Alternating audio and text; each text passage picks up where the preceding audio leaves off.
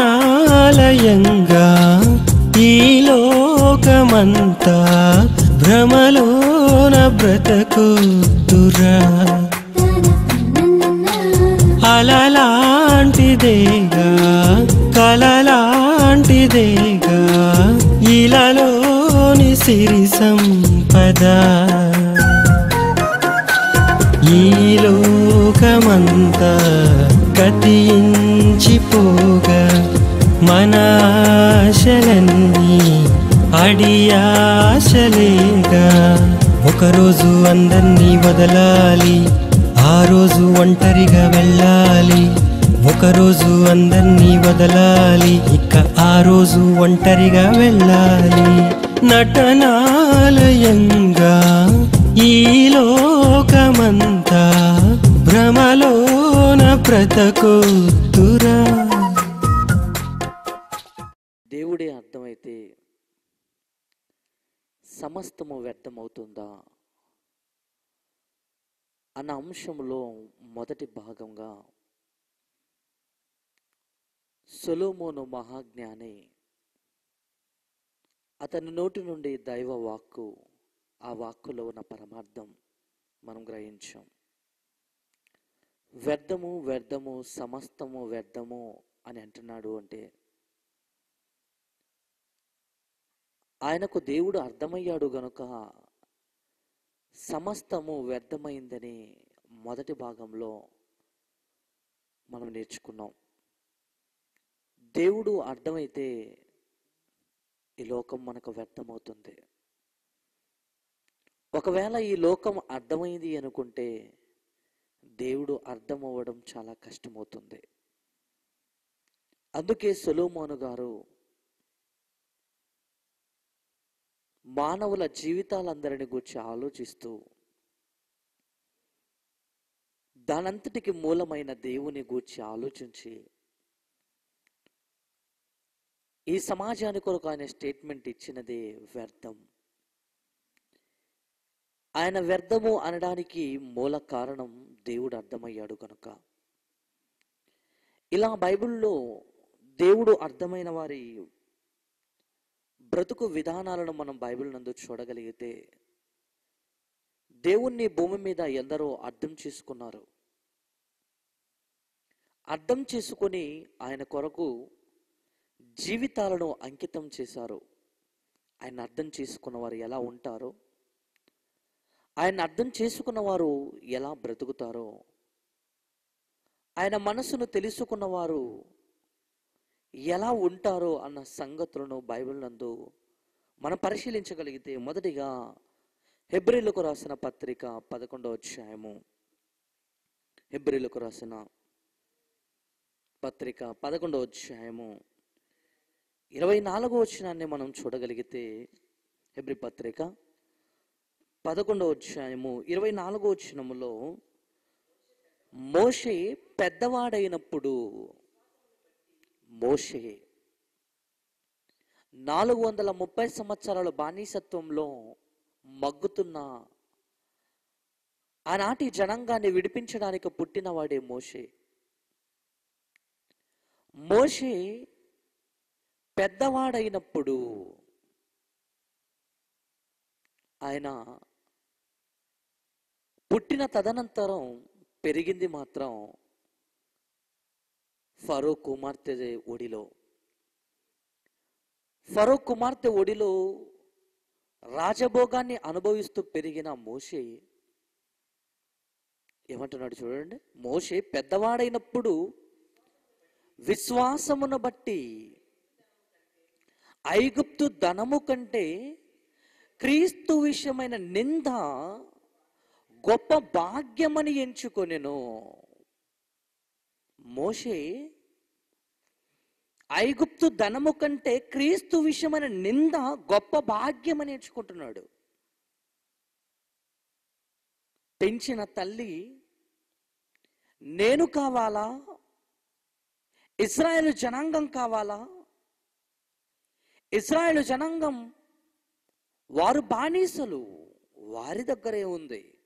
నా దగ్గరైతే ఐగుప్తు ధనానికి వారసుడవుతావు కనుక ఐగుప్తు ధనము కావాలా, ఇశ్రాయేలు జనాంగం కావాలా అని మోషేను అడిగినప్పుడు దేవుడు అర్థమైన మోషే, దేవుడిని అర్థం చేసుకున్న మోషే పెద్దవాడై ఆయన చేస్తున్న పనేంటో తెలుసా?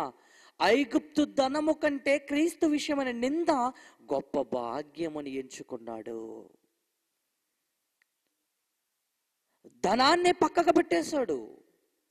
ధనం తీసుకుంటే నేను హ్యాపీగా బ్రతకొచ్చు కదా, అందరినీ పాలన చేయవచ్చు కదా అని ఆశించలేదండి ఆయన. ఐగుప్తు ధనము కంటే, ధనం అనేది ఈరోజు ఉంటుంది, రేపు నాకు ఉండదు. ఈరోజు నేను రాజభోగాన్ని అనుభవించవచ్చు, కానీ నా ప్రాణాన్ని అది కాపాడలేదు కనుక ఆ ధనం నాకొద్దు, ఆ ధనం అనేది నాకు ఇష్టం లేదు. ఐగుప్తు ధనము కంటే క్రీస్తు విషయమైన నింద గొప్ప భాగ్యమని ఎంచుకునేను. చూసారా, ఆయన మాటలలో ఉన్న భావాన్ని మనం ఆలోచిస్తుంటే దేవుడు అర్థమైన వారి మాట ఇలాగే ఉంటుంది ప్రియులారా. ధనాన్ని కోసం ఈరోజు మనుషులందరూ ధనం అనగానే ఎగబడతారు, ధనమే దైవం అంటారు, ధనాన్నే దైవంగా భావించి కళ్ళ కత్తుకుంటారు. కానీ కళ్ళ కత్తుకొని దైవంగా భావించే ధనాన్నే వద్దనుకున్నాడండి మోషే. అంటే దేవుడు అర్థమైతే సమస్తము వ్యర్థమవుతుంది. దేవుడు అర్థమయ్యాడు కనుక ఐగుప్తు ధనాన్ని సైతం పక్కన పెడుతున్నాడు. ఈ ధనమేం కావాలి? నా జనాంగం, దేవుని పిల్లలైన ఇశ్రాయేలు బానిసత్వంలో మగ్గుతున్నారు. సరిగా తిండి తినక బానిస బ్రతుకుతున్న వీరిని విడిపించడానికి ఏదో ఒక విధంగా ఆలోచించాలి అని ఆలోచించిన అతడు ఐగుప్తు ధనము పక్కన పెట్టినా, ఐగుప్తు ధనము కావాలా, దేవుడు కావాలంటే నాకు దేవుడు కావాలని ఆశించాడు అంటే దేవుడు అర్థమైపోయాడండి ఆయనకి. ఈరోజు మీ ముందు ఒకవైపు ధనాన్ని పెట్టి ఒకవైపు బైబిల్ని పెడితే మీరేమంటారు చెప్పండి? మాకు ధనమే కావాలండి, ధనం ఉంటే 100 బైబిళ్ళు కొనుక్కుంటాం కనుక మాకు ధనం కావాలని మనం అనుకుంటామే. ప్రేమైన దేవుని పిల్లలారా, మోషే ఆలోచించిన విధానాన్ని చూడండి. ఐగుప్తు ధనము కంటే క్రీస్తు విషయమైన నింద, నాకు క్రీస్తు కావాలి. క్రీస్తు ఇశ్రాయేలు నుండి పుడుతున్నాడు కనుక ఇశ్రాయేలీయుల కొరకు నేను శ్రమనైనా అనుభవిస్తాను, కానీ ఈ ధనం అనేది నాకు అక్కరలేదు, ధనం అనేది నాకు అవసరత లేదు. అందుకే క్రీస్తు విషయమైన నింద గొప్ప భాగ్యమని ఎంచుకొనెను. చూడండి, మోషేకు దేవుడు అర్థమైపోయాడు, ఐగుప్తు ధనం వ్యర్థమైపోయింది. ఈరోజు నీకు కూడా దేవుడు అర్థమైతే, ఏ ధనాన్నైతే దైవంగా నీ భావిస్తున్నావో, ఏ ధనమైతే నాదని అనుకుంటున్నావో, ఏ ధనం కోసమైతే కకృతి పడి కొట్టుకుంటున్నారో ఆ ధనం వ్యర్థమవ్వాలి అంటే నీకు దేవుడు అర్థం అవ్వాలి. దేవుడు అర్థమైతే ఒకనాడు మోషే అన్న మాట నివ్వనగలవు. డబ్బు కోసం కూడా క్రైస్తవులు కూడా కకృతి పడుతూ డబ్బు కోసం ఎదుటి వారిని ద్వేషిస్తున్నారు కదండి. డబ్బే ప్రతిదానికి మూలం కనుక డబ్బుంటే ఏదైనా చెయ్యవచ్చని డబ్బు కొరకు ఆయాసపడుతూ బ్రతుకుతున్నారే. ఆ డబ్బును గూర్చి అన్న మాట చూడండి, ఏమంటున్నాడు ఆయన? ఐగుప్తు ధనము కంటే, ఐగుప్తు ధనము కంటే, ఐగుప్తు ధనము కంటే క్రీస్తు విషయమైన నింద, అది రాజభోగం నాకు అవసరత లేదు, ఉన్నత స్థితి నాకు అవసరత లేదు, క్రీస్తు విషయమైన నింద గొప్ప భాగ్యం అని ఎంచుకున్నాడంటే దేవుడు అర్థమైన వాళ్ళు ఇలాగే ఉంటారండి. దేవుడు అర్థమైతే ఇలాగే నీ సంభాషణ ఉంటుంది. కనుక ఈరోజు మానవ సమాజం అంతా దేవుణ్ణి అర్థం చేసుకోవడానికి ప్రయత్నించాలి ప్రియులారా. దేవుణ్ణి అర్థం చేసుకున్నాడు కనుక ఒక మోషే మాట్లాడుతున్న మాటలో ఎంతో బాగుందాగుంది. ఇంకా దేవుణ్ణి అర్థం చేసుకున్న క్రొత్త నిబంధనలో అపోస్తుడైన పౌలు గారి జీవితాన్ని మనం చూస్తేనండి, ఒకనాడు క్రూరుడు, క్రీస్తులోనికి రాకముందు సంఘాన్ని హింసించిన వాడు, సంఘాన్ని పాడు చేసిన వాడు. ఇలా పాడు చేసిన పౌలుగా తన జీవితాన్ని కొనసాగించిన తరుణములో ఎప్పుడైతే దేవుణ్ణి అర్థం చేసుకున్నాడో, ఎప్పుడైతే దేవునిలోనికి వచ్చాడో, దేవునిలోనికి వచ్చిన ఆయన దేవుడు అర్థమైపోయాడు గనుక, దేవుని మనస్సును తెలుసుకున్నాడు గనుక ఆయన అంటే నా మాట ఫిలిప్పీ పత్రిక 3వ అధ్యాయం 11వ వచనం. ఫిలిప్పీ పత్రిక 3వ అధ్యాయము 11వ వచనం చివరి మాట,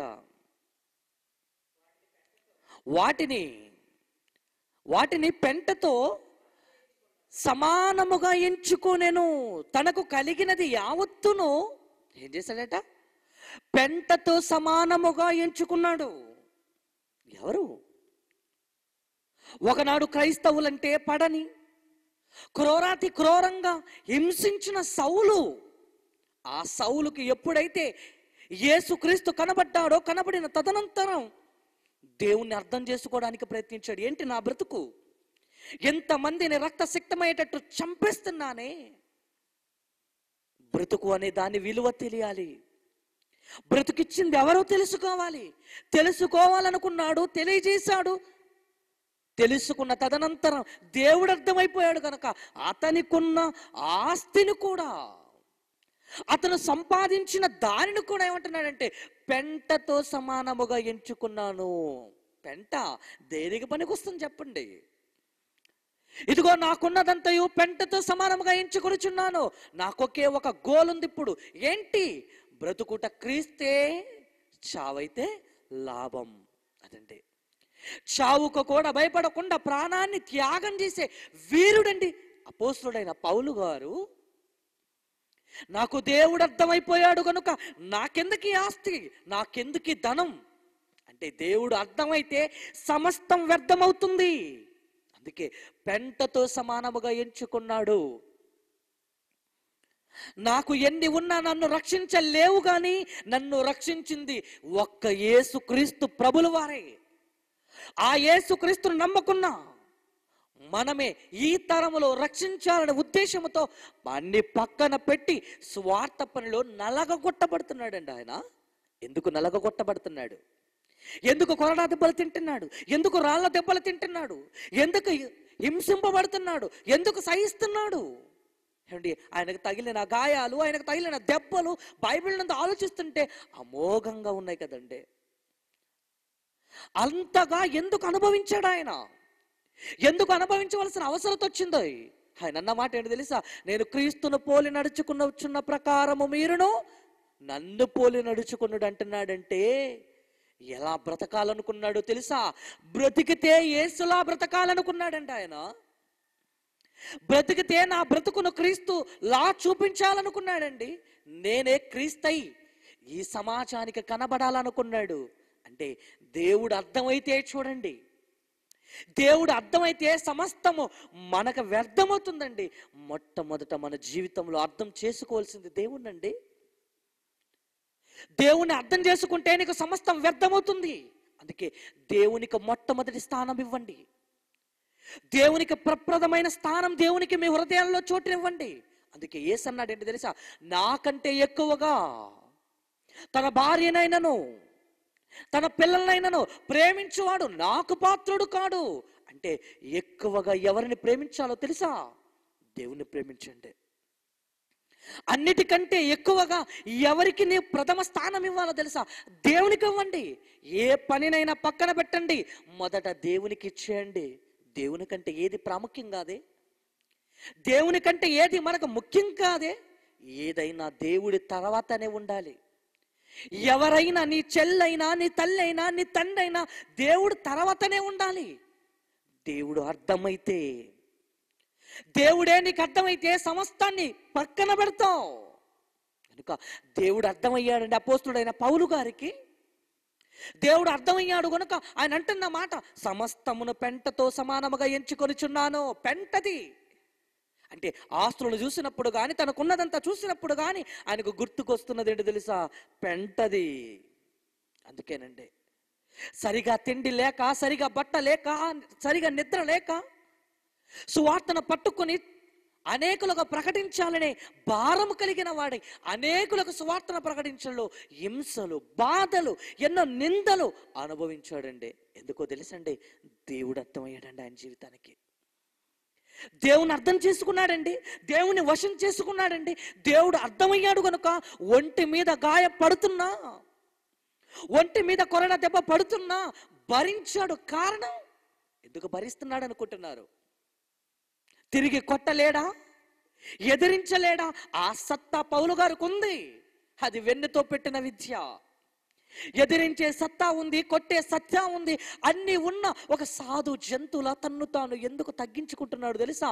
దేవుడు అర్థమైపోయాడండి ఆయనకి. బ్రతుకునిచ్చిన కన్న తండ్రి అయిన దేవుడు అర్థమైపోయాడు కనుక తగ్గించుకుని బ్రతుకుతున్నాడు. నేను బ్రతుకుట క్రీస్తే.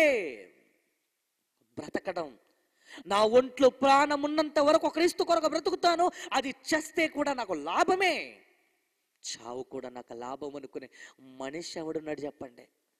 చావంటేనే భయపడతారే, చావంటేనే గజగజ వడికిపోతారే. వైద్యుల దగ్గరికి వెళ్ళి కొన్నాళ్ళు బ్రతికించండి, మీ కాళ్ళు పట్టుకుంటాం, మీ చేతులు పట్టుకుంటాం, 1000 రూపాయలు మీకు పెట్టేస్తామండి, ఎలాగైనా మాకు ప్రాణం పోయండి మనం వెంటనే. కానీ పౌలు గారు అంటున్నారు చూడండి, దేవుడు అర్థమైతే, దేవుడు అర్థమైతే ప్రాణం పోయినా భయపడవండి. ప్రాణం పోయే స్థితిలో ఉన్నా భయపడవండి. అదే పౌలు గారు అంటున్నారు, బ్రతుకుట క్రీస్తే, చావైతే లాభం అంటున్నాడంటే చావునకు లాభం, చావునకు లాభం. బ్రతుకున్నంత వరకు తండ్రి కోసం కష్టపడతాను, బ్రతుకున్నంత వరకు తండ్రి సువార్తను ప్రకటిస్తాను, బ్రతుకున్నంత వరకు అనేకులను రక్షించే పనిలో ఉంటాను. మరి నాకున్నదంతా పెంటతో సమానంగా ఎంచుకుంటాను. నా వారందరినీ విడిచిపెడతాను. నాకేది అవసరత లేదు. తండ్రి అయిన దేవుడు కావాలి, యేసుక్రీస్తు కావాలి, వారి కోసం ప్రకటన చేయాలి. దేవుడు అర్థమైతే ఇలా ఉంటుందండి. దేవుని సేవలో చావైనా రేవైనా భరించి, హింసలను, నిందలను, కన్నీళ్లను అన్నిటిని భరించి దేవుని కోసం బ్రతకాలనుకునేదే దేవుడు అర్థమైన వారండి. కనుక ప్రేమ దేవుని పిల్లలారా, దేవుడు అర్థమైపోయాడండి ఆయనకి. ఒకనాడు మోషేకి అర్థమైపోయాడు దేవుడు. దేవుడు అర్థమయ్యాడు కనుక ఐగుప్తు ధనాన్నే పక్కన పెట్టేశాడు. దేవుడు అర్థమయ్యాడు కనుక పౌలు గారికి సమస్తాన్ని పెంటతో సమానంగా ఎంచుకుంటున్నాడు. మరి నీకు అర్థమైందా? ఇన్ని రోజులు చర్చికి వస్తున్నావు, ఇన్ని రోజులు పాటలు పాడుతున్నావు, ఎన్నో కన్నీటి ప్రార్థనలు చేస్తున్నావు, ఇన్ని రోజులు చేస్తున్న నీకు దేవుడు అర్థమయ్యాడా? ప్రార్థన చేస్తే అర్థమవుతున్నాడు అనుకుంటున్నావా? కన్నీళ్ళు కాస్తే అర్థమైపోతాడు అనుకుంటున్నావా? చర్చికొచ్చి పాటలు పాడేస్తే అర్థమైపోతాడు అనుకుంటున్నావా? అర్థమయ్యాడా నీకు దేవుడు? అవసరానికి వాడుకోవాలనుకుంటున్నావే దేవుణ్ణి? నిన్నే దేవుడు అర్థం చేసుకోవాలని నువ్వు అనుకుంటున్నావే, కానీ దేవుని కోసం ఏ రోజైనా ఆలోచించి ఆయన మనసును తెలుసుకొని ఆయన నేను అర్థం చేసుకొని బ్రతకాలి. ఆయనకి ఇష్టం వచ్చినట్టుగా నేను బ్రతకాలి, ఆయనకి ఇష్టం వచ్చినట్టుగా నేను నలగొట్టబడాలి, ఆయన శరీరం ఆయన కొరకు అప్పగించాలని ఏ రోజైనా ఆలోచించారా చెప్పండి? క్రూరుడైన సౌలే తన స్వభావాన్ని మార్చుకొని, కర్కశంగా బ్రతికిన ఒక సౌలే తన బ్రతుకును మార్చుకొని పౌలుగా తన శరీరాన్ని పణంగా పెడుతున్నాడంటే, పానార్పణముగా పోయబడుచున్నాను అంటున్నాడంటే అర్థమైపోయాడు. దేవుడు అర్థమైపోయాడు. ఒంటికి గాయాలు తగులుతున్నా, కొరడా దెబ్బలు తగులుతున్నా, ఉపవాసాల్లో ఉన్నా అన్ని దేవుడి కోసం అనుకుంటున్నాడండి. చెరసాలకు వెళ్ళాడు. చెరసాలకు వెళ్ళినా ఒళ్ళంతా గాయాలైపోయి బాగా చితక బాధేశారండి. చితక బాధిన చెరసాలలో కూడా దేవుని మాటలు ప్రకటించాడండి. చెరసాలలో కూడా దేవుని సువార్తను ప్రకటించేశాడండి. కారణం దేవుని అర్థం చేయించాలి. అర్థం చేసుకున్నాను, అనేకులకు అర్థం చేయించాలి.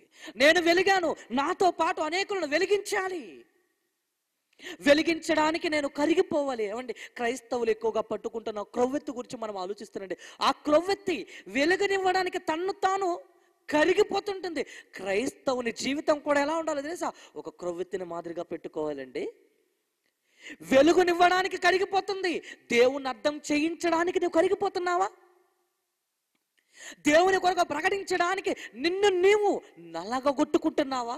ఇదిగో దేవుడు అర్థమైన వారి పరిస్థితిని చూడు. దేవుని అర్థం చేసుకున్న వారి జీవితాలను తరిచి తరిచి చూడు. తిండి కూడా పట్టించుకోలేదు, నిద్ర కూడా పట్టించుకోలేదు, సరైన వసతులు లేకపోయినా భరించేశారు. లేమి స్థితి ఉన్నా, ఎలాంటి స్థితిలో ఉన్నా మేము పడతాం, భరిస్తాం. ఎందుకో తెలుసా? దేవుడు అర్థమైపోయాడండి వాళ్ళకి. దేవుడే అర్థమైతే సమస్తం నిజంగా వ్యర్థమైపోతుందండి, వ్యర్థమైపోతుంది. కానీ ప్రేమ దేవుని పిల్లలారా, మనమందరం చేయవలసిన పని ఏంటో తెలుసా? దేవుని అర్థం చేసుకోవాలండి. ఎంతకాలం మనుషులను అర్థం చేసుకుంటాం, ఎంతకాలం మనుషుల మధ్య ఉంటాం. ఏ మనిషినైతే నీవు అర్థం చేసుకున్నావో ఆ మనిషి నిన్ను మోసం చేయడా? ఆ మనిషి నిన్ను విడిచిపెట్టి వెళ్ళిపోడా? విడిచిపెట్టి నిన్ను మోసం చేసి నీకు సొంతం కానీ నీ వారిని అర్థం చేసుకున్నావే, శాశ్వతమైన తండ్రిని, ఆయన మనసును తెలుసుకుని అర్థం చేసుకున్నారా? ఆయన అర్థం చేసుకోవడానికి ప్రయాసపడగలుగుతున్నారా? ఆయన మనసంతా బైబిల్ నందుందండి. ఆ బైబిల్ను క్షుణ్ణంగా చదివితే ఆయన మనసు కనబడిపోతుంది. అర్థం చేసుకున్నాడు మోషే, అర్థం చేసుకున్నాడు పౌలు, అర్థం చేసుకొని బ్రతికారండి. ఇక యేసుక్రీస్తు వారి జీవితానికి మనం వస్తే, యేసుక్రీస్తు వారు కూడా ఒక ఆయన వచ్చాడండి యేసుక్రీస్తు వారి దగ్గరికి. ఒక శాస్త్రి వచ్చాడు. శాస్త్రి వచ్చి ఏమంటున్నాడు తెలుసా? అయ్యా, 5 రొట్టెలు 2 చేపలు 5,000 మందికి పంచగలుగుతున్నావు కదా, గుడ్డి వారికి కాళ్ళు ఇస్తున్నావు, గుడ్డి వారికి కళ్ళు ఇస్తున్నావు, అందరిని ఆదుకునే ప్రజా నాయకుడుగా ప్రజల మధ్య నువ్వు సేవలు చేస్తున్నావు. ఇంత సేవలు చేస్తున్నా నిన్ను ఒక ప్రశ్న అడుగుతానయ్యా. ఏంటి? అయ్యా, నువ్వెక్కడ ఉంటావు, నువ్వు ఎక్కడ పడుకుంటావు, ఏం తింటావు అని అడిగాడండి. అప్పుడు ఏసన్న మాట ఏంటి తెలుసా? శాస్త్రి గారు బాగానే అడిగారు. 5 రొట్టెలు 2 చేపలు 5,000 మందికి పంచాను కదా, కాళ్ళు లేని వారికి కాళ్ళు, చేతులు లేని వారికి చేతులనిచ్చావు, అంత దయాగుణం కలిగిన నీవు ఎక్కడుంటావని అడిగాడండి. అప్పుడు ఏసేమన్నాడు తెలుసా? నక్కలు నీకు తెలుసా? ఎందుకు తెలియదంటే నక్కలు, నక్కలు తెలుసు. నక్కలకు బొరియలున్నాయి కానీ, ఆకాశ పక్షులకు గూళ్ళున్నాయి కానీ, తల వాల్చుకున్నట్టుకు మనిషి కుమారులకు స్థలము కూడా లేదు. షాక్ అయిపోయాడండి. ఏంటి? కలిగినది ఏది ఆయన లేకుండా కలగలేదని యేసుక్రీస్తును గురించి చెబుతున్నారో ఆ యేసుక్రీస్తుకే తల వాల్చుకోవడానికి స్థలము కూడా లేదండి. చూడండి, ఎందుకు ఆయన ఆ స్థితి భరించాడు చెప్పండి? ఎందుకు అలాంటి స్థితిని అనుభవించాడు చెప్పండి? లోకాన్ని కలుగజేసింది క్రీస్తు అయితే, కలిగి ఉన్నదేది ఆయన లేకుండా కలగలేదు కదా. ప్రజలను ఆదుకున్నాడు, ప్రజల శ్రేయస్సు కోసం ఆలోచించాడు, కుంటి వారికి కాళ్ళు ఇచ్చాడు, గుడ్డి వారికి కళ్ళు ఇచ్చాడు. ఇంత సమాజ శ్రేయస్సు కొరకు ఆలోచించి 5 రొట్టెలు 2 చేపలు 5,000 మందికి పంచిన ఆ మహనీయుడికి స్థలం లేకపోవడం ఏంటండి? ఆలోచించండి. తల వాల్చుకోవడానికి కూడా స్థలం లేదంటున్నాడంటే దేవుణ్ణి అర్థం చేసుకున్నాడు ప్రియులారా. తండ్రి అయిన దేవుణ్ణి అర్థం చేసుకున్నాడు. ఇదిగో, తండ్రి అయిన దేవుణ్ణి ఎవడును ఎప్పుడును చూడలేదు కనుక తండ్రి రమ్మునున్న నేనే ఈ లోకానికి వచ్చాను, నేనే చెప్పాలి చెప్పాడండి ఆయన. తండ్రిని అర్థం చేసుకొని తండ్రి కొరకు అనేక విషయాలను చెప్పాడు. సరిగా బట్ట లేకపోయినా తండ్రిని అర్థం చేసుకున్న వాడైతే భరిస్తాడు. సరిగా తిండి లేకపోయినా తండ్రిని అర్థం చేసుకుంటే భరిస్తాడు. తండ్రిని అర్థం చేసుకోవాలి. ఈ భూమి మీద నిద్ర లేకపోయినా, సరైన పడక లేకపోయినా, సరైన తిండి మనిషికి లేకపోయినా తండ్రిని అర్థం చేసుకుంటే ఇవేవి నీకు కనబడవండి. అందుకే యేసుక్రీస్తు ప్రభుల వారు ఈ లోకాని కోసం ఆలోచించలేదు. ఎప్పుడు అర్థం చేసుకున్నాడో తెలుసా? తండ్రి అయిన దేవుని ఎప్పుడు అర్థం చేసుకున్నాడో ఆలోచిస్తే లూకాసు వార్త 2వ అధ్యాయం, లూకాసు వార్త 2వ అధ్యాయం 49వ వచనాన్ని మనం చూడగలిగితే పై సందర్భం ఏంటి తెలుసండి? యేసుక్రీస్తు వారిని పండగకు తీసుకెళ్ళిపోయారు. పండగకు తీసుకెళ్ళిపోయినప్పుడు తల్లిదండ్రులు మర్చిపోయారండి. మర్చిపోయి ప్రయాణం వెళ్ళిపోయారట. ఎంతో దూరం వెళ్ళిపోయారు. అప్పుడు కూడా గుర్తు రాలేదు.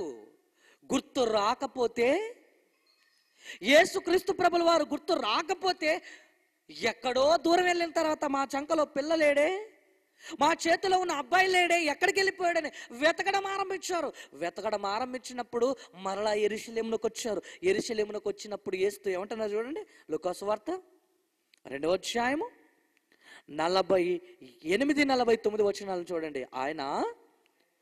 ఆయన తల్లిదండ్రులు ఆయన చూచి మిక్కిలి ఆశ్చర్యపడిరి. ఆయన తల్లి, కుమారుడా మమ్మల్ని ఎందుకు ఇలా చేసేటివి?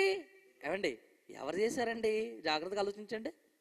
కుమారుడా మమ్మల్ని ఎందుకు ఇలా చేసేటివి అంటే వదిలేసి వెళ్ళిపోయింది వాళ్ళు. అంతంత మాత్రం యేసుక్రీస్తునే మమ్మల్ని ఎందుకు ఇలా చేస్తావు? అసలు ఈయన అనవలసిన డైలాగ్ అదే కదండి. అమ్మా నన్ను ఎందుకమ్మా విడిచిపోయారు అని యేసు అనవలసింది. కానీ ఆవిడంటుంది చూడండి, ఎందుకు మమ్మల్ని ఇలా చేసావు? మమ్మల్ని ఎందుకు ఇలా చేసేటివి? ఇదిగో నీ తండ్రియు నేనును దుఃఖపడుతున్నాం. చాలా దుఃఖం ఉందయ్యా నిన్ను వదిలేసినందుకు. మాకు చాలా దుఃఖపడుచుంటివి, నీకోసం చాలా ఆలోచించాం. నువ్వేంటి మా తప్పించుకొని వెళ్ళిపోయావు అని అంటున్నారు యేసుక్రీస్తుని. అప్పుడు యేసుక్రీస్తు అంటున్న మాట చూడండి, అమ్మా అమ్మా మరియమ్మ నాకు తల్లిగా నావే తల్లి. అమ్మా నా తండ్రి పనుల మీద ఉండవలనని మీరు ఎరగరా? నన్ను ఎలా వెతుకుచుంటిరి? చెప్తున్నాడు చూడండి ఆయన మీరు ఎలా నన్ను వెతుకుచుంటిరి? నేను నా తండ్రి పనుల మీద ఉండవలని మీరెరగరా అని ఆయనతో చెప్పాను. నేను నా తండ్రి పనుల మీద ఉండవలని మీకు తెలీదమ్మా? నాకు జన్మనిచ్చిన దేవుని కొరకు బ్రతకాలి, జన్మనిచ్చిన దేవుని కొరకు నా ప్రాణం త్యాగం చేయడానికి నేను వచ్చాను. తల్లిదండ్రులుగా మిమ్మల్ని సంతోషపరచడానికి కాదు, తల్లిదండ్రులుగా మీకు రుణపడి మీకు సేవలు చేయడానికి మాత్రం కాదు. ఇదిగో పరలోకమందున్న తండ్రి కోసం నేనొచ్చాను అని ఎప్పుడు అంటున్నాడు తెలుసండి? 12 సంవత్సరాలకు అంటున్న మాట అండి అది. 12 సంవత్సరాలకే దేవుడు అర్థమైపోయి ఆయన కొరకు మాట్లాడుతున్న మాట, నేను నా తండ్రి పనుల మీద ఉండవలనని మీకు తెలియదా? బాధ్యతను గుర్తు తీసుకుంటున్నాడు చూడండి. నాకు తండ్రి ఉన్నాడు, ఆయన పరలోకమందున్నాడు, ఆయన పని నేను చెయ్యాలి. ఆయన నన్ను పంపించాడు. ఈ లోకములో ప్రాణం పెట్టే పనుంది. ఈ లోకములో దేవుడు నాకు ఇచ్చిన బాధ్యత, పనిని సంపూర్తిగా నెరవేర్చే పనుంది. మీరేంటి అలా అంటున్నారు? బాధపడుతున్నామని మీరేదో మాట్లాడుతున్నారు, కానీ మీరు ఎలా నన్ను వెతుకుతున్నారు? నా తండ్రి పనుల మీద నేనున్నాను అండి. 12 సంవత్సరాలకి ఏ బాలుడినైనా విడిచిపెడితే ఎక్కడో తొక్కుడు బిల్లాట, ఎక్కడో ఆటాడుకోవడానికి వెళ్ళిపోతాడు. కానీ యేసు చూసారా, జ్ఞానుల మధ్యకు వెళ్ళి అక్కడ ప్రశ్నలు వేస్తూ ఆ ప్రశ్నలకు సమాధానం చెబుతున్నప్పుడు పండితులు సైతం ఆశ్చర్యచకితులైపోతున్నారు. ఏంటి బాలుడు ఇలా మాట్లాడుతున్నాడు? ఎవరు చెప్పని సంగతులు ఏంటి ఇలా చెబుతున్నాడు ఈ బాలుడు? ఆ బాలుడు జ్ఞానముతోను దేవుని కృపతోను నిండుకున్న వాడే మాట్లాడుతుండగా ఆశ్చర్యపోయారు. ఆశ్చర్యపోతుంటే తల్లిదండ్రులు వచ్చి ఈ డైలాగ్ కొడుతున్నారండి, ఏంటి మాకు ఇలాంటి పని చేసావంటే అప్పుడు అంటున్నాడు, నేను దేవుని అర్థం చేసుకున్నానమ్మా అండి. 12 సంవత్సరాలకి ఆయనకు దేవుడు అర్థం అయిపోయాడండి. 12 సంవత్సరాలకి ఆయనకు బాధ్యత గుర్తుకొచ్చింది. మోషేకు 40 సంవత్సరాలు వచ్చినప్పుడు, మరి యేసుక్రీస్తుకు చూడండి 12 సంవత్సరాలకే ఆయన ఆలస్యం చేశాడు. కానీ ఈయన ఇంకా తొందరగా తెలుసుకున్నాడు. మరి నువ్వు ఇక్కడ కూర్చున్న వారిలో కానీ ఎంతో మంది 12 సంవత్సరాలు దాటిన వారే ఉన్నారు కదా. మరి ఎవరైనా యేసుక్రీస్తును దేవుణ్ణి అర్థం చేసుకున్నారా చెప్పండి? యేసుక్రీస్తు ప్రభుల వారు 12 సంవత్సరాలకే తండ్రి అయిన దేవుని అర్థం చేసుకొని నేను నా తండ్రి పనుల మీద ఉండవలనని మీరు ఎరగరా అంటున్నాడంటే ఆయనకు అర్థమైన తండ్రి. ఇదిగో 12 సంవత్సరాలు దాటిన నీకు అర్థమైందా? 12 సంవత్సరాలకే దేవుడు నాకు అర్థమయ్యాడని అంటున్నా ఆయన మాట చూడండి. 12, 13, 14 దాటి వెళ్ళిపోయారు. 20 సంవత్సరాలు, 25 సంవత్సరాలు, 30 సంవత్సరాలు దగ్గరలో ఉన్నారే. దేవుడు అర్థమవుతున్నాడా? దేవుని అర్థం చేసుకున్నారా? ఆలోచించండి.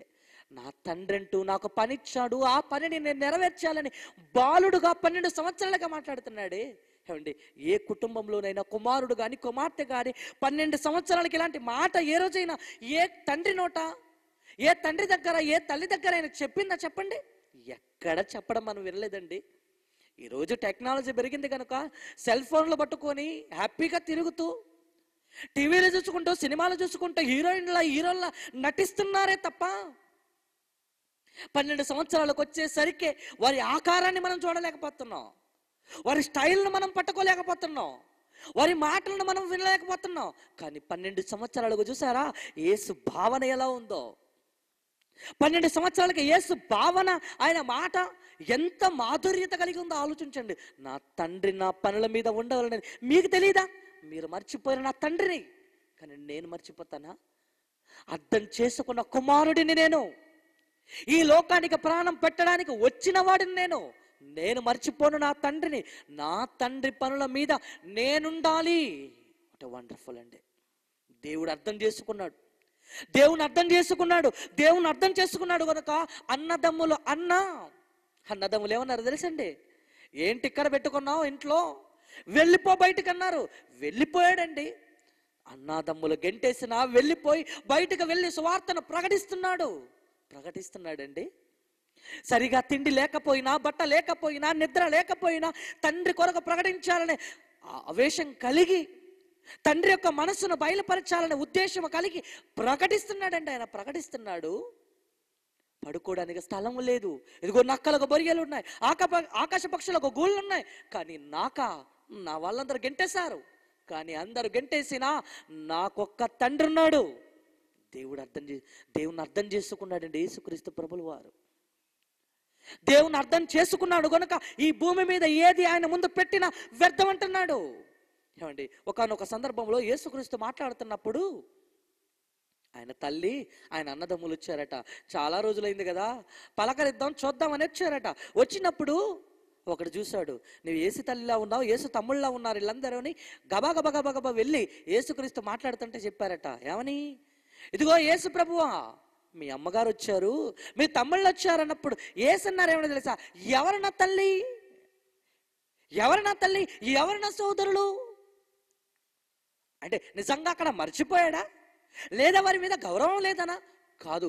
ఎవరైతే నా తండ్రి చిత్త ప్రకారము చేస్తారో వారే నా తండ్రియు, నా తల్లియు, నా సహోదరులని వారితో చెప్పెను. శిష్యుల వైపు చెయ్యి చాపి ఇదిగో వీరే నా తల్లి, వీరే నా సహోదరులు, నా తండ్రి చిత్త ప్రకారంగా జరిగించిన వారే నా వారు. చూసారా? దేవుని అర్థం చేసుకున్నాడండి. దేవుని అర్థం చేసుకున్నాడు కనుక నా తండ్రి చిత్తాన్ని నెరవేర్చిన వాడు నాకు సోదరుడు అవుతాడు. ఏదో నన్ను చూడాలని, నేను ఎలా ఉన్నానో నన్ను చూడడానికి వచ్చిన వాడు నా సోదరుడు కాడు, నా తల్లి కాదు. ఇదిగో శిష్యుల వైపు చెయ్యి చాపి శిష్యులు ఏం చేశారు తెలుసండి? యేసుక్రీస్తు వారు గలిలయ సముద్ర తీరమున వెళ్ళుచుండగా సముద్రములో వల వేయడం చూశాడు. సముద్రంలో జాలరులను చూసినప్పుడు పిలిచాడు. ఏంటి ఏమన్నా తెలుసా? మనుషులు పట్టు జాలరులుగా చేస్తాను, వస్తారా? చేపలు పట్టడం మీకు అలవాటైతే మనుషులు పట్టు జాలర్లుగా నేను చేస్తానన్నప్పుడు అందరూ ఏం చేశారో తెలుసా? పేతురు, ఆంద్రియా తమ వలలను తమ తండ్రి దగ్గర విడిచిపెట్టి ఏం చేశారో తెలుసండి? యేసుక్రీస్తుని వెంబడించారండి. యేసుక్రీస్తుని వెంబడించారు కనుక వారు నా తండ్రులు, వారు నా సోదరులు. నా కోసం, తండ్రి చిత్తాన్ని నెరవేర్చడం కోసం తమ తల్లిదండ్రుల దగ్గర వలలను విడిచిపెట్టొచ్చిన వారు కదా నా సోదరులు. ఏదో నెలకొక్కసారో, సంవత్సరానికి ఒక్కసారో నన్ను చూడడానికి వచ్చిన నా రక్త సంబంధులు మాత్రం నా సోదరులు కాదు, నా తండ్రి చిత్త ప్రకారం చెయ్యువారు నా సోదరులు అన్నాడు. ఎందుకో తెలుసా? ఎందుకు శిష్యుల వైపు చేయి చాపి నా సోదరులు అంటున్నాడు తెలుసా? వాళ్ళు ఏం చేశారు చూడండి, ఒకసారి మనం చూడగలం. లూకాసు వార్త 5వ అధ్యాయం 11వ వచనం. లూకాసు వార్త 5వ అధ్యాయం 11వ వచనం చూడండి. వారు అనగా శిష్యులు తమ దోణిలో దరికి చేర్చి సమస్తమును విడిచిపెట్టి ఆయనను వెంబడించితిమి. సమస్తమును విడిచిపెట్టి నీ యేసుక్రీస్తుని వెంబడించారని చూడండి. అంటే దేవుడు అర్థమైతే సమస్తాన్ని విడిచిపెడతారన్నమాట. దేవుడే నీకు అర్థమైతే సమస్తాన్ని పక్కకు పెట్టి దేవుడికి ప్రథమ స్థానం ఇస్తారన్నమాట. అవునండి, ఈరోజు మీ జీవితాల్లో దేవునికి ప్రథమ స్థానం ఇవ్వగలుగుతున్నారా? దేవుడికి ముందు స్థానం ఇవ్వగలుగుతున్నారా? దేవుడే నీకు అర్థమైతే, ఇదిగో ఒకనాడు శిష్యులను చూసారా?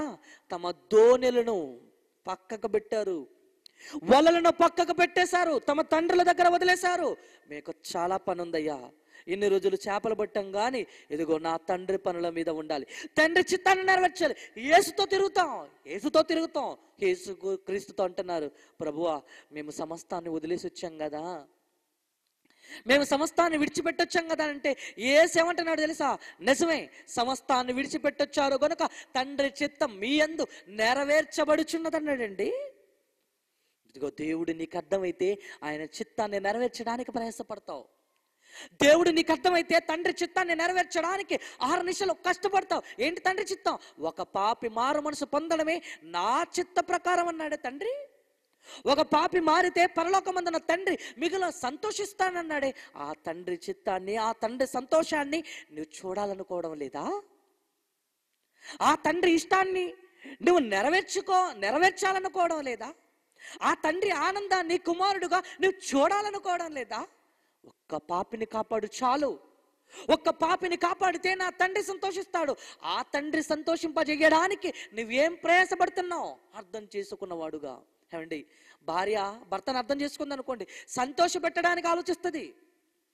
పిల్లల్ని అర్థం చేసుకున్న తల్లిదండ్రులు పిల్లల్ని సంతోష పెట్టడానికి ఆలోచిస్తారు. దేవుణ్ణి అర్థం చేసుకున్న వారు దేవుణ్ణి సంతోషపరుస్తారు. దేవుని అర్థం చేసుకున్నారా? మరి 12 ఏళ్ల వయసులోనే యేసు అర్థం చేసుకొని, ఆయన అర్థం చేసుకున్న తర్వాత సమాజానికి సువార్త ప్రకటిస్తూ నా తండ్రి పనుల మీద ఉండాలని ఆయన వాక్యాన్ని చేత పట్టుకొని సమాజం మధ్యకి వెళ్ళినప్పుడు ఆయన మాటలు విన్న అనేకులు తండ్రి చిత్తాన్ని నెరవేర్చడానికి ఆకర్షితులైపోయారండి. అనేక మంది జనసమూహాలుగా తండ్రి ఇష్టాన్ని నెరవేర్చడానికి తండాలుగా వచ్చేసారండి. ఆలోచిస్తున్నారా? దేవుడే అర్థమైతే సమస్తము వ్యర్థమవుతుంది. సమస్తాన్ని విడిచిపెట్టి వచ్చిన శిష్యులు వాక్యాన్ని ప్రకటిస్తున్నప్పుడు, సమస్తాన్ని విడిచిపెట్టి యేసుక్రీస్తును వెంబడించి వాక్యాన్ని నేర్చుకున్న 12 మంది అపోస్తలులు కూడా సువార్తని ఈ లోకానికి ప్రకటిస్తున్నప్పుడు ఆ వాక్యం విన్నవారు ఏమన్నారు తెలుసా? ఇదిగో మీరు చెప్పిన మాటలు మా హృదయములు పొడవబడ్డాయి, మేమేం చెయ్యాలి? మారు మనసు పొందుటకు మేమేం చేయాలన్నప్పుడు ప్రతి వాడును యేసుక్రీస్తు నామములో బాప్తిస్మం పొందండి అని చెప్పిన తర్వాత, బాప్తిస్మం పొందిన తర్వాత 3,000 మంది బాప్తిస్మం పొందారు. 3,000 మంది బాప్తిస్మం పొందిన తర్వాత వారు చేస్తున్న త్యాగం ఎలాంటిదో చూడండి. ఎందుకు చేస్తున్నారు? మనం అనుకుంటాం వెర్రేడు ఆస్తులను అమ్మేశాడు అనుకుంటాం, వెర్రేడు అన్నిటిని వదిలేసుకున్నాడు అనుకుంటున్నాం. కానీ దేవుడు అర్థమయ్యాడు. నువ్వు ఈ లోకంలో ఉన్న ఆస్తులను చూసి వాడు వదిలేశాడు కనుక వెర్రాడు అనుకుంటున్నావు. కానీ దేవుని కోసం ఒకనాడు త్యాగం ఎలా ఉందో ప్రారంభ సంఘాన్ని మనం చూస్తేనండి. చూడండి, అపోస్తుల కార్యములు 2వ అధ్యాయము 45వ వచనములో ఏమంటున్నారు చూడండి. ఇదియుగాక వారు తమ చరస్థిరాస్తులను అమ్మి అందరికిని వారి వారి అక్కర కొలది పంచిపెట్టిరి. మరియు వారి ఏక మనస్కులై ప్రతిదినము దేవాలయంలో తప్పక కూడుకొనొచ్చు, ఇంటింటా రొట్టె విరుచుచు దేవుని స్తుతించుచు ప్రజలందరి వలన దయ నొందిన వారై ఆనందంతోను నిష్కపటమైన హృదయముతోను ఆహారం పుచ్చుకొనుచుండిరి. మరియు ప్రభు రక్షణ పొందుచున్న వారిని అనుదినము వారితో చేర్చుచుండెను. చూడండి, బాప్తిస్మం తీసుకున్న వారందరూ 3,000 మందిగా చేర్చబడితే 3,000 మందిగా చేర్చబడిన వీరు అపోస్తలుల బోధ యందును సహవాసమందును కలిగి ఏం చేస్తున్నారు తెలుసా? తమకు కలిగిన చరస్థిరాస్తులను అమ్మి వారి వారి అక్కర కొలది పంచి పెడుతున్నారు. దేవుడే నీకు అర్థమైతే సమస్తాన్ని వ్యర్థంగా భావించుకుంటాం. దేవుడు అర్థమయ్యాడండి ఒకరోజు వారికి. దేవుడు అర్థమయ్యాడు కనుక చరస్థిరాస్తులను కదలనివి కూడా చరస్థిరాస్తులను అమ్మి దేవుని పని చేయాలనుకున్నారండి. దేవుని యొక్క కార్యక్రమంలో నిమగ్నమై ఉండాలనుకున్నారండి. ఇంకా మనం చూడగలిగితేనండి వారి సేవ ఎలా అభివృద్ధి చెందిందో, వారు ఎలా చరస్థిరాస్తులను అమ్మి దేవుని యొక్క కార్యక్రమాన్ని చేస్తున్నారు. అపోస్తుల కార్యములు 4వ అధ్యాయం 32వ వచనం నుండి మనం చూడగలిగితే, అపోస్తుల కార్యములు 4వ అధ్యాయం 32, 33 వచనాలను మనం చూసుకుంటూ వెళ్తేనండి, విశ్వసించిన వారందరిని ఏక హృదయమును ఏకాత్మయు గలవారై ఉండి ఎవడును తనకు కలిగిన వాటిలో ఏదియు తనదని అనుకోలేదు. జాగ్రత్తగా ఆలోచించాలి. చూడండి, మనం ఎలాంటి స్వార్థం కలిగి ఉంటామండి? ఇది నాదండి, ఇవి మావండి, మా వస్తువులండివి, ఇది నాదండి, నేను సంపాదించుకున్నానని అంటున్నావే. కానీ ప్రారంభ శతాబ్దంలో క్రైస్తవులుగా విశ్వసించిన వారందరూ ఏకముగా కూడి వారంటున్న మాట ఏంటి తెలుసా? ఏది తమదు కాదని. విశ్వసించిన వారందరూ ఎలా మాట్లాడుతున్నారు చూడండి. విశ్వసించిన వారందరూ ఏక హృదయమును ఏకాత్మయు గలవారై ఎవడును తనకు కలిగిన వాటిలో ఏది తనదని అనుకోలేదు. ఇది మాది, ఇది నాది అనే భావన వారిలో లేదు. చూడండి, దేవుడు అర్థమైతే ఏది నాదని నివాసించావు. దేవుడు అర్థం చేసుకున్నావు. మరి దేవుని అర్థం చేసుకుని బ్రతుకుతున్నావా? దేవుని అర్థం చేసుకున్నారు కనుకనే చూడండి, ఇంకా వారికి కలిగినదంతయు వారికి సమిష్టిగా ఉండెను. ఇది గాక అపోస్తులు బహుబలముగా ప్రభు అయిన యేసుక్రీస్తు పునరుద్ధానమును గూర్చి సాక్ష్యం ఇచ్చిరి. దైవ కృప యందు అధికముగా ఉండెను. భూములైనను గిండ్లైనను కలిగిన వారందరూ వాటిని అమ్మి వాటి వెల తెచ్చి అపోస్తుల పాదముల యొద్ద పెట్టిరి. వారు ప్రతి వానికి అక్కర కొలది పంచిపెట్టిరి గనుక వారిలో ఎవనికి కొదువు లేకపోయాను. చూసారా వారు ఎలా పంచుతున్నారు? దేవుని అర్థం చేసుకున్నారు గనుక ఏది తమదని అనుకోకుండా ఇతరులకు పంచి పెడుతున్నారండి. దేవుని కొరకు బ్రతుకుతున్న వారి మనసు అలాగే ఉంటుంది. తాను తినే దాంట్లో ఎదుటి వారికి పంచి పెట్టాలనుకుంటాడండి. నేనే ఉండాలి, నేనే బాగుపడాలి, నేనొక్కనే సంతృష్టిగా ఉండాలి, నేనే పేరు ప్రాఖ్యతలు సంపాదించుకొని బ్రతకాలని స్వార్థం లేనివాడండి క్రైస్తవుడు. దేవుడు అర్థమైతే లోకం వ్యర్థమవుతుంది. లోకం అర్థమైతే దేవుడు అర్థం కాడు. ఇదిగో దేవుడు అర్థమయ్యాడు, లోకాన్ని విడిచిపెట్టాలనుకుంటున్నారండి. ఆస్తులుంటే మరలా ఆస్తుల దగ్గరకు వెళ్ళాలి, భూములుంటే భూముల దగ్గరకు వెళ్ళాలి. తండ్రి పనిచేసేది ఎప్పుడు తెలుసుకున్నదే ఆలస్యం. దేవుణ్ణి వచ్చిన మనము దేవుని దగ్గరకు వెళ్ళాలి కదా. ఒక సూర్యుని చూడండి, సూర్యుడు ఎక్కడి నుండి వచ్చాడో మరలా అక్కడికి పోతున్నాడు. మేము భూములంటూ ఆస్తులంటూ నాది నాది అని అంటూ అనుకుంటూ ఉంటే జీవితాంతం ఇందులోనే కొనసాగిపోతుంది తప్ప ఇదిగో చచ్చిన తర్వాత దేన్ని తీసుకోలేని పోని దానిని నాది నాది అని చావడం కంటే ఈ బ్రతుకును సత్క్రియల యందు ఆసక్తి కలిగి మరణిస్తే కన్ను మూస్తే శాశ్వతంగా తండ్రి దగ్గరికి వెళ్తాం కదా. ఏ లోకం నుండి మనం వచ్చామో ఆ లోకానికి వెళ్ళాలి. ఏ లోకం నుండి అయితే మనమందరం ఈ లోకానికి చేరామో మరలా ఆ లోకాన్ని చేరడానికి ఈ భూమి మీద ప్రయాస పడాలి గనుక చరస్థిరాస్తులను నవ్వేశారండి. చూసారా, దేవుని అర్థం చేసుకున్న వారి జీవితాలు ఇలా ఉంటాయి. దేవుని అర్థం చేసుకుంటే వారి త్యాగం ఎలా ఉందో మీరు ఆలోచించండి. దేవుని అర్థం చేసుకున్నారు. ఒక మోషే అర్థం చేసుకున్నాడు కనుక ఏమంటున్నాడు? ఐగుప్తు ధనము కంటే క్రీస్తు విషయమైన నింద గొప్ప భాగ్యం అని ఎంచుకొనిచున్నాను. దేవుడు అర్థమైపోయాడు, సమస్తాన్ని వ్యర్థంగా భావిస్తున్నాడు. ఒక అపోస్తుడైన పౌలు గారి జీవితాన్ని చూడండి. సమస్తాన్ని పెంటతో ఎంచుకొని క్రీస్తు కొరకు బ్రతుకుట క్రీస్తే చావైతే లాభం అంటున్నాడంటే వద్దయ్యా, ఈ లోకాన్ని వద్దు, నాకు దేవుని సేవలో మరణమే నాకు గొప్ప భాగ్యం. దేవుని సేవలో హింసలు, బాధలు, కుట్రలు, కుతంత్రాలు ఎన్ని జరిగినా అందులోనే నేను భరిస్తాను కానీ ఈ లోకం నాకొద్దు. క్రూరుడైన పౌలు మారిపోయాడంటే అతని జీవితాన్ని మార్చుకున్నాడు, దేవుని అర్థం చేసుకున్నాడు. ఒక యేసుక్రీస్తు వారు కూడా 12 సంవత్సరాలకే తండ్రిని అర్థం చేసుకున్న వాడుగా ఈ లోకానికి ప్రచారం చేస్తున్నప్పుడు ఇదిగో దేవుడు అంటే ఏంటో, ఆయన ప్రేమ ఎలా ఉంటుందో, ఆయన ఎందువలన సంతోషిస్తాడో, ఆయన దేని వలన సంతోషపడతాడో, ఆయన చిత్తం ఏంటో ఈ సమాజానికి చెప్పాడు. యేసుక్రీస్తు ప్రభుల వారు ఆ చిత్తాన్ని ఎరిగిన వారుగా యేసుక్రీస్తుని వెంబడించారు. అపోస్తులు వెంబడించి సమస్తాన్ని విడిచిపెట్టారు. విడిచిపెట్టిన వారు వాక్యాన్ని ప్రకటిస్తుంటే వారి వాక్యాన్ని విన్నవారు కూడా ఏం చేస్తారో తెలుసా? తమ చరస్థిరాస్తులను అమ్మి ఏది తమదని భావించుకొనకుండా వదిలేసి దేవుని సేవలో నిమగ్నమైపోయి రాజ్య సువార్త కొరకు ప్రయాస పడుతున్నారంటే అదండి క్రైస్తవుడు. దేవుడు అర్థమైతే ఈ లోకాన్ని వ్యర్థంగా భావించుకుంటాడు. లేదు నాకు ఈ లోకమే కావాలనుకుంటే దేవుడు నీకు అర్థం కాడు కనుక దేవుని అర్థం చేసుకోవడానికి ప్రయత్నించండి. ఎన్ని మనం సంపాదించుకున్నా, ఎన్ని మనకు ఉన్నా, ఎందరిని మనం అర్థం చేసుకున్నా ఈ లోకంలో ఏది మనది కాదండి. ఈ లోకంలో ఏమి మనకు శాశ్వతం కాదండి. అందుకే చరస్థిరాస్తులను విడిచిపెట్టారు. యేసుక్రీస్తు వారు పొట్టి చెక్క ఇంటికి వెళ్ళాడండి.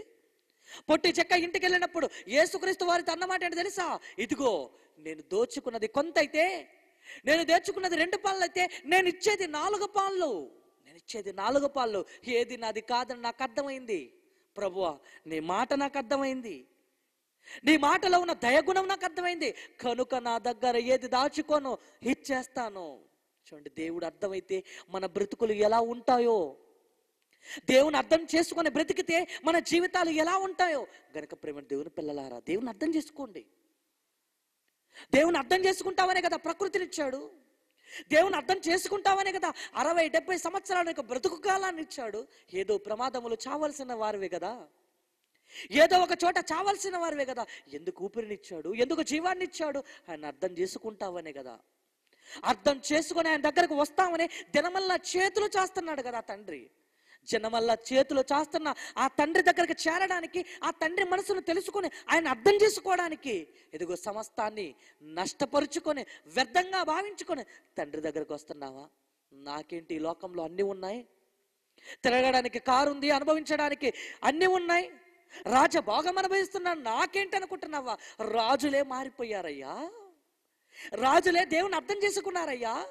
సొలొమోను మహారాజు సమస్తాన్ని పెంటతో వెంచుకున్నాడు. వద్దు, ఇది వ్యర్థం. ఒకడు గాలికై ఎలాగైతే ప్రయాసపడినట్టుగా ఉంటుందో, నేను ఎన్ని సంపాదించుకున్నా అది గాలికై ప్రయాసపడినట్టని నాకు అనిపిస్తుంది. వ్యర్థం. నాకు దేవుడు అర్థమయ్యాడు గనుక, దేవుడే అర్థమైతే సమస్తము వ్యర్థమవుతుంది. దేవుని అర్థం చేసుకోండి, దేవుని అర్థం చేసుకోండి. అర్థం చేసుకున్న వారి జీవితాలను చూసైనా అర్థం చేసుకోవాలి. మనం అర్థం చేసుకున్నారు కనుకనే దేవుని కోసం త్యాగాలు చేస్తున్నారండి. అర్థం చేసుకున్నారు కనుకనే దేవుని సేవలో మరణమే గొప్ప వరం అంటున్నారండి. దేవుని సేవలో తిండి లేకపోయినా, దేవుని సేవలో ఏమీ లేకపోయినా భరిస్తామనే నినాదాలను ఎందుకు పెట్టుకున్నారు చెప్పండి? తండ్రి చిత్తమే మా ధ్యేయమని ఎందుకు వాళ్ళు అనుకున్నారు చెప్పండి? ఇదిగో దేవుని అర్థం చేసుకోవాలి. గనుక ప్రేమ దేవుని పిల్లలారా, ఈ మాటలు విన్న మీరు అందరూ కన్న తండ్రి అనే దేవుని అర్థం చేసుకోవడానికి ప్రయత్నించండి. జీవాన్ని ఇచ్చిన ఆయన, నీకు ఊపిరినిచ్చిన ఆయన అర్థం చేసుకుంటామనే కదా దినమెల్లా చేతులు చాచాడు. అర్థం చేసుకోవాలండి. మనమంతా ఎంతకాలం అండి అర్థం చేసుకుండా బ్రతుకుతాం? ఎంతకాలం అండి అర్థం చేసుకోకుండా ఈ బ్రతుకు పరమార్థం లేకుండా జీవిస్తాం? దేవుడు అర్థం కాకపోతే నీ బ్రతుకు వ్యర్థం. దేవుడు అర్థమైతే నీ బ్రతుకుకుంది పరమార్థం. దేవుని అర్థం చేసుకో. దేవుని అర్థం చేసుకున్న తర్వాత నీకు అర్థమవుతుంది ఈ లోకం వ్యర్థం అని. ఏ లోకాన్ని అర్థం చేసుకొని దేవుని అర్థం కాకుండా జీవితాంతం గడుపుతావా, లేదా దేవుని అర్థం చేసుకొని సమస్తాన్ని వ్యర్థంగా భావించుకుంటావా? నిర్ణయించుకో. కళ్ళు మూసుకుందాం, ప్రార్థన చేసుకుందాం. పరిశుద్ధుడైన మా కన్న తండ్రి, మీ మాటలను మేము ఆలోచించాం. మీరు అర్థమైతే ఏ లోకం వ్యర్థమవుతుందని మీరు వ్రాయించిన మాటల ప్రకారంగా భూమి మీద భక్తుల జీవితాలు మీరు వ్రాయించిన అనేక యథార్థ సంఘటనలు మేము చూస్తుంటే మీరు అర్థమైతే సమస్తం వ్యర్థమవుతుంది తండ్రి. ఈ మాటలు విన్న మీ పిల్లలందరూ తమ మనసులను మార్చుకొని తమ జీవితాలను మీ కొరకు అంకితం చేసుకునగలిగే భాగ్యాన్ని అనుగ్రహించండి. ప్రారంభ శతాబ్దంలో చరస్థిరాస్తులను అమ్మి మీ కొరకు ప్రాణం ఇవ్వాలి, మీ కొరకు చెయ్యాలని ఆతృత కలిగిన మీ పిల్లల జీవితాలను మేము చూసాం తండ్రి. మీరు అర్థమైతే మాకు అన్నీ అర్థమైపోతాయి. మిమ్మల్ని అర్థం చేసుకుని బ్రతకగలిగే మంచి భాగ్యాన్ని మీ బిడ్డలకు అనుగ్రహించమని మా రక్షకుడు మీ ప్రియకుమారుడైన క్రీస్తు నామమున ప్రార్థన సమర్పించి అడిగి వేడుకుంటున్నాం మా కన్న తండ్రి. ఆమేన్.